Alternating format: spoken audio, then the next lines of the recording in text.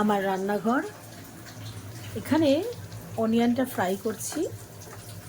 অনিয়নটা প্রায় ফ্রাই হয়ে গেছে, পুরো গোল্ডেন ফ্রাই আমি করব না।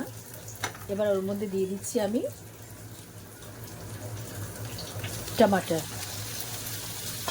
টমাটোটা দিয়ে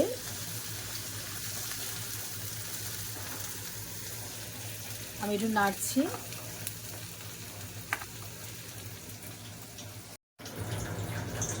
এর মধ্যে দিচ্ছি আমি একটু আদা পেস্ট,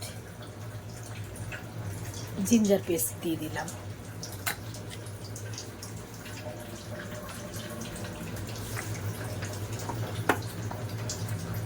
গ্যাসটা সিম ছিল, এবার একটু হাই করলাম।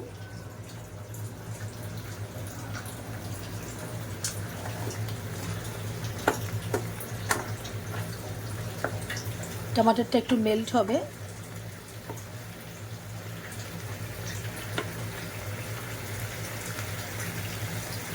এর মধ্যে এবার দিলাম স্বাদ মতো নুন।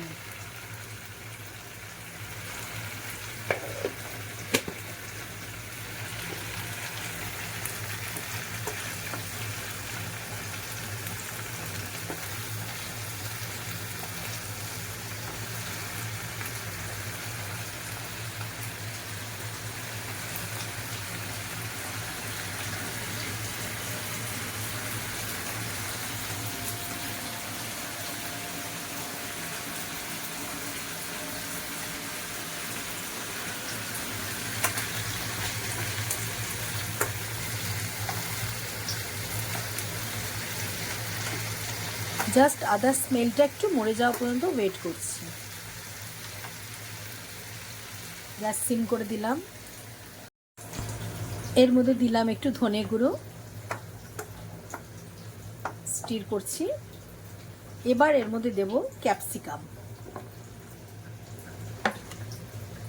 ক্যাপসিকাম দিলাম।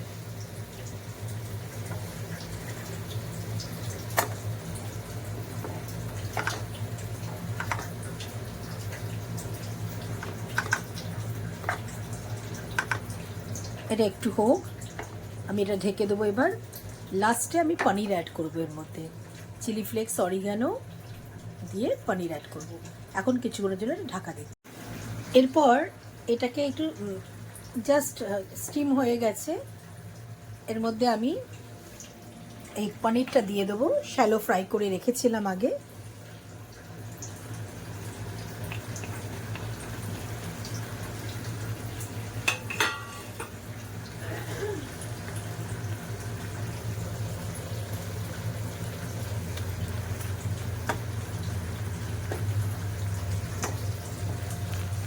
এদের কাঁচা লঙ্কা দুটো দিয়েছি স্লিট করে।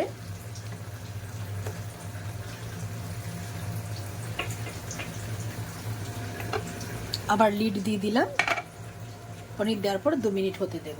ঠিক 2 মিনিট পর্যন্ত চলবে এটা। এবার 2 মিনিট হয়ে গেছে, ঢাকনা খুলে দিলাম। Almost cook. এবার এই যে কাঁচা লঙ্কা উপর থেকে দিয়েছি, তার সুন্দর একটা অ্যারোমা দেবে। এবার এর মধ্যে দিয়ে দিচ্ছি আমি অরিগানো। তার আগে একটু গরম মশলা দিয়ে দিই।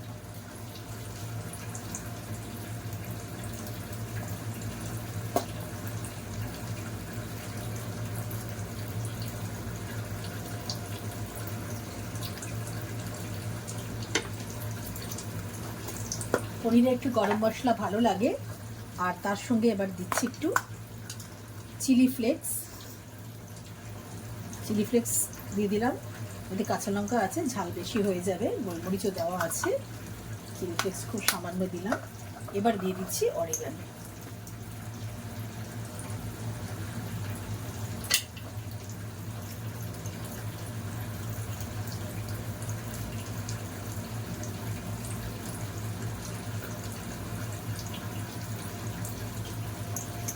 অরিগানো দেওয়া হয়ে গেল।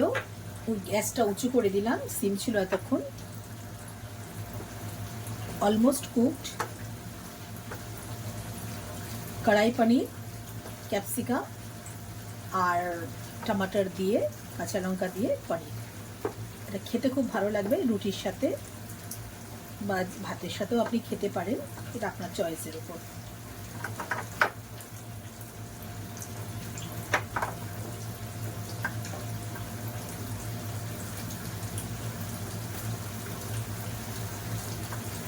খুব সুন্দর টেস্ট হয়েছে, খুব সুন্দর গন্ধ বেরোচ্ছে।